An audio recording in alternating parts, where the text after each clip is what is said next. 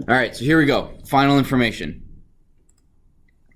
Advanced Python final. I did not update this because it might be old. The dates might be old. So create 3 scripts that automate tasks that make work in a business office easier, cooler, or like you're saying, checks your grades for you and texts you when you're under an 80 or whatever. So that's fine. An example is when the user logs onto a computer, Outlook starts, the web browser starts and goes to Amazon deal of the day, and windows are resized so all things are visible on screen. Resize Amazon. So both things, not all 3. So this would be when you log in, it opens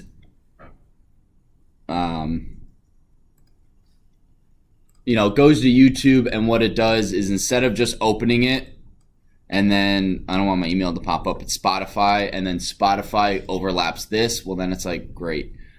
What it should do is you can have it click and drag, and if you go to the edge of a oh wow, that's weird. I don't know why it's that big. But if you go to the edge of Windows 10, it will resize it, and then you could have it click this thing, and then you can have it resized, so you can have it go to the top corner. You can have this one go to the top corner, or whatever. If you want to right-click and have it, give it exact coordinates or whatever, you could do that too, but that's what I mean, so both things are visible on screen. Another example, I have an Excel spreadsheet with 1,000 people's names and emails to whom I need to send an email. A script runs through the spreadsheet, collecting names and emails, sends an email with different closings, sincerely from a friend in Christ, etc. And if the email is properly sent in the spreadsheet, you denote that the email was successfully sent to that person. When it's done, it moves the file to another folder, signifying emails have been sent to these people. Good thing I have it in the gaff tape. Whew. That would have been man down.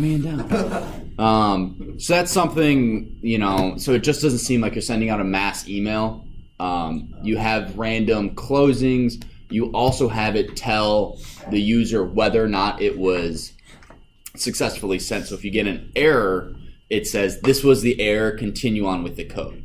And then you have it copy that file into a different folder saying email sent, please review or whatever. And then you can look through and go, oh, out of these 1,000 emails, 3 of them didn't get sent because those emails no longer exist. Okay. And then you can deal with it then.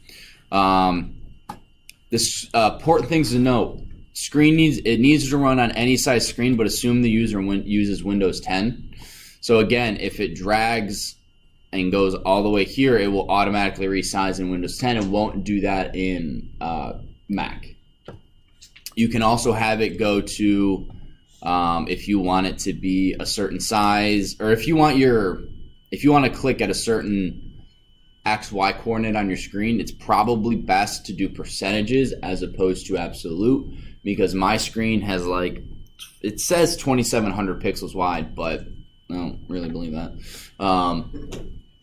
So you would do, get the size of the screen, whether it's 19 by 20 or 1920 or not by, what is it, 1980 by 1920 by 1080, and then you do percentages. So if you want to click about 2/3 of the way over, you would say 0.667 of screen width, and then it will automatically go to about 2/3. At least it should. That sort of thing, as opposed to an XY coordinate. Yeah, should. If the script needs to use Task Scheduler to work, you'll need to create the task in Task Scheduler, export it to the USB, and have scripts on the USB. I will import the task onto my computer and then run it. So you don't have to have your script that exports or imports or does anything with the task. You just have to give me the task.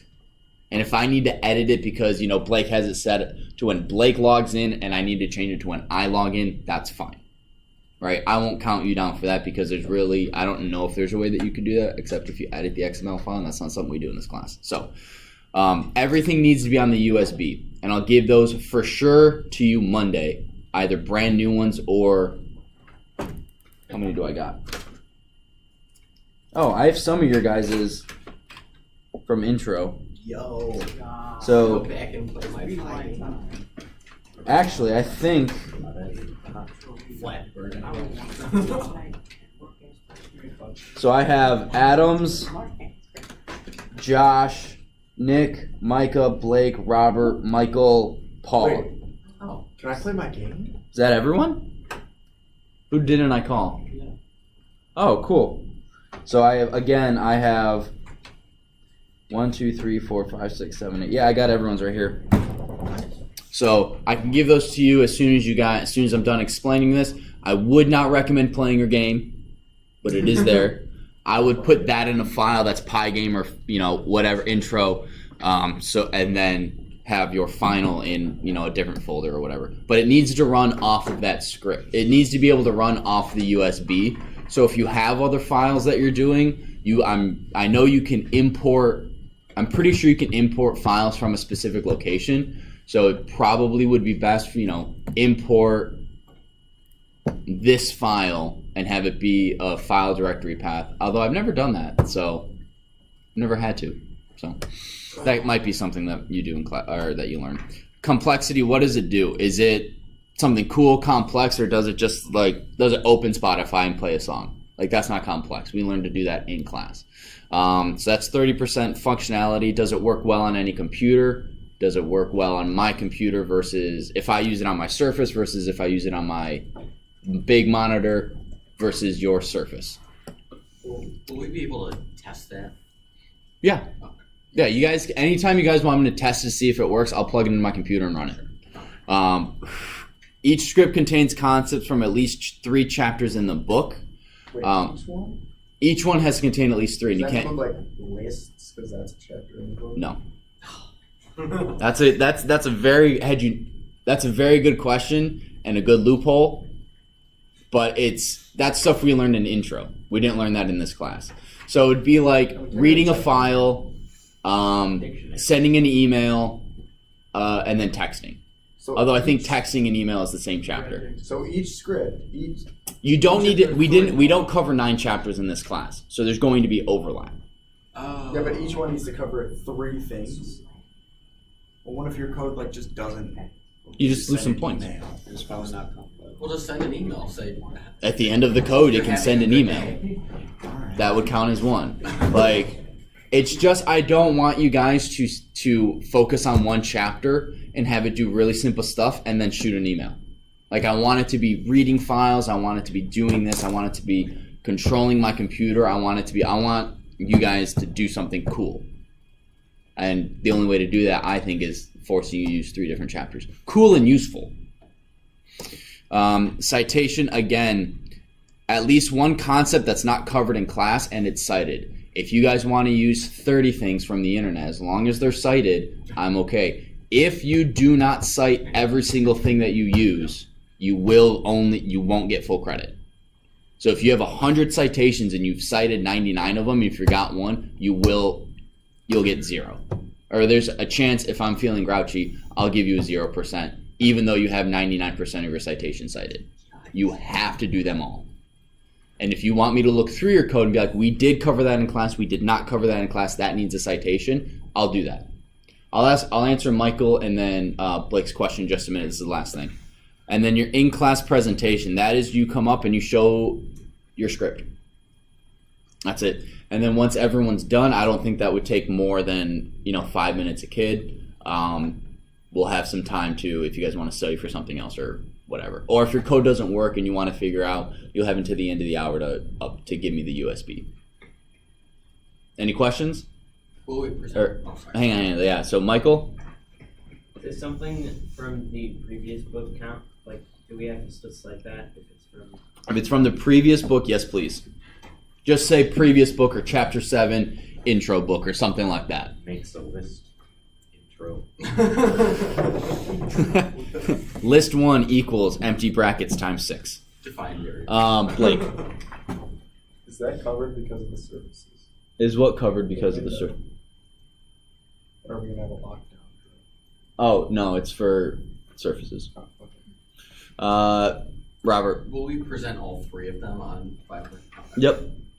Josh. How should it be formatted? Can we have 3 PY files, or should we have 1? You can have 3. Yeah, it doesn't matter. But please, Make it clean. yeah, name the script what it does. Yeah, Don't do script 1, 2, 3, please. I hate when that happens. Yeah. So do Yeah. Also don't name it one word thing. That's a very common error. If you name your file random or Pygame or email or this or that, requests. Don't do that. You gotta put, script 1 underscore email, script 2 underscore Excel, script 3 underscore something, because if you have, that's been a big error. We found that if you name your file random, because we're learning random, and then you import random, you're importing the file into itself, and you get an error.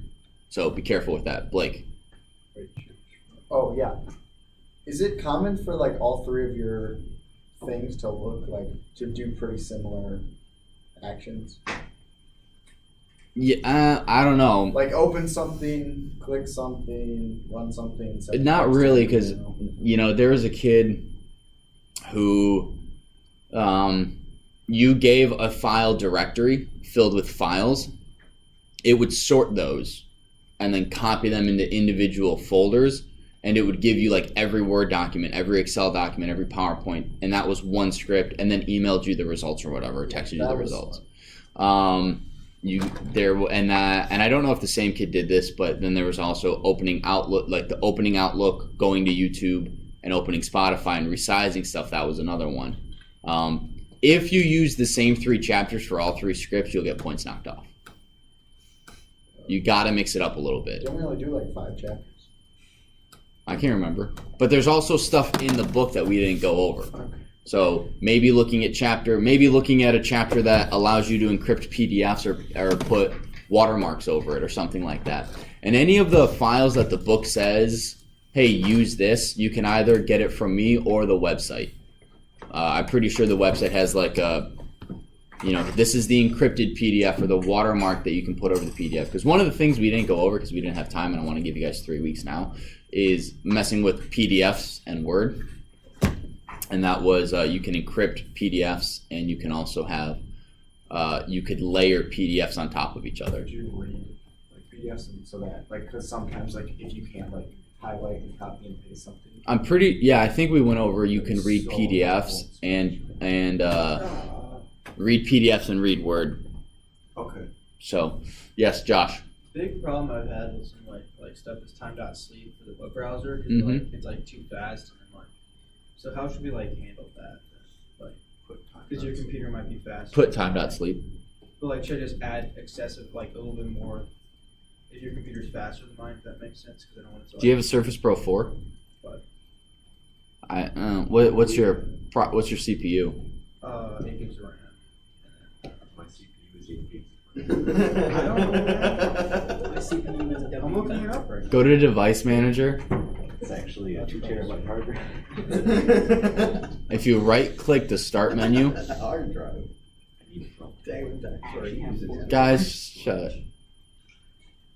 So right-click the Start menu, and you should see Device Management or Manager.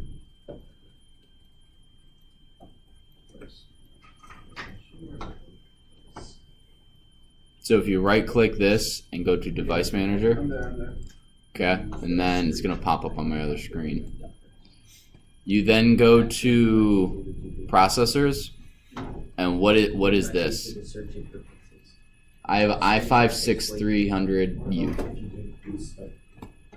So what do you have?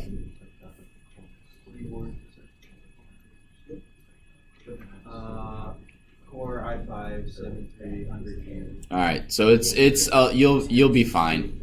If I think that's an issue, I'll increase time.sleep at no penalty. Yeah. Paul. Can you go over some more examples because I'm still struggling with ideas. I was gonna say mine, and I'm not gonna do it.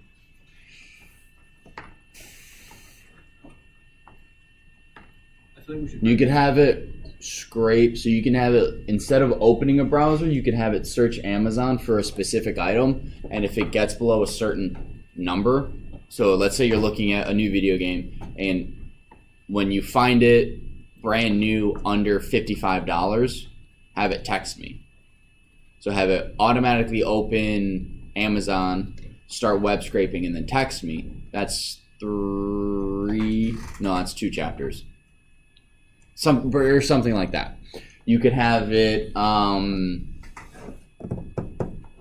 go through your email, and there's actually in the book a project of of unsubscribing to emails and have it opening a That's link. awesome. Unsubscribe. Having it opening a tab for every unsubscribe, and then all you have to do is click it. So maybe you add to that and have the computer automatically click it. And if you get that to work, please let me know because I really want that. I have a list of everything I've unsubscribed to just in case they keep sending me stuff, so I can be like, listen, I unsubscribed to you 7 years ago or 7 months ago, and you're still sending me crap. Stop it. So that's another one you could do. Oh, yeah, then save the email to a like Excel document or a Word document. You could do that. You could save the text. So you could, add stuff to Word or text or a text document or an Excel spreadsheet. You could do something that's like,